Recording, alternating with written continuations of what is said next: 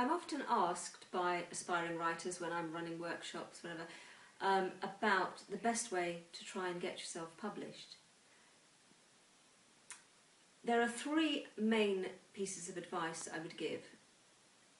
Number one, work hard. Number two, be brave. And the third one is be lucky. Working hard.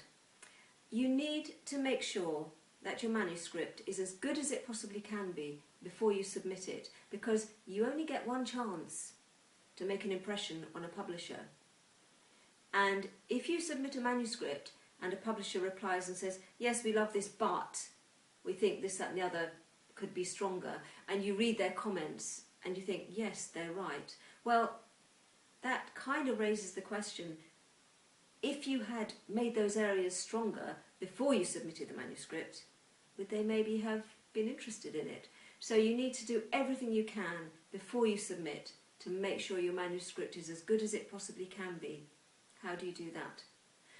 There are lots of excellent writers' circles around, groups of writers who get together, and it's always good to share what you're doing, to get feedback.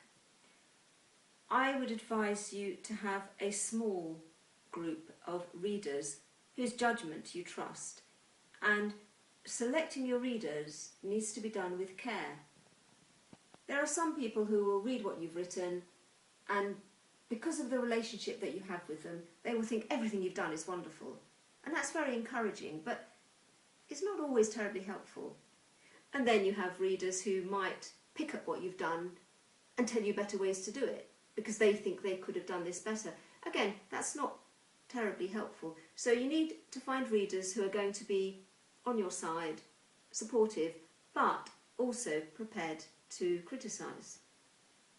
And if you find that all of your readers are coming back with similar kinds of comments, similar criticisms, then you do need to take that seriously. Clearly what you do with your manuscript is up to you, and any editor, when you have got your publishing deal, any editor will say to you, what I'm saying are recommendations, they're suggestions, but it's your book and it's your decision. I tend to follow my editor's comments by and large, but sometimes I don't agree with what they've said, and then I'll stick to what I felt was right in the first place.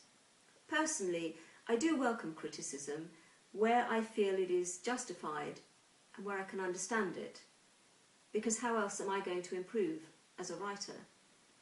And I think this is even more important for aspiring writers when you are honing that first manuscript, and it has to be strong, it has to stand out.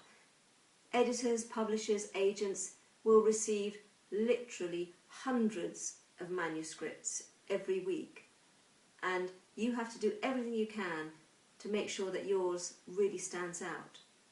So once you've got your manuscript as good as it possibly can be, and then some, then you need to research very carefully agents and publishers who might be interested in what you've written, in your kind of genre. So look at what other authors they represent, so that you can put a case to them. I see you represent so-and-so, and I write in a similar genre, so I thought you might be interested in looking at what I've written. Follow their submission guidelines. Publishers' websites will tell you exactly what they're looking for, whether they want hard copy, whether they want things emailed. Most of them will tell you they don't accept unsolicited manuscripts, so it's a good idea to try and find an agent.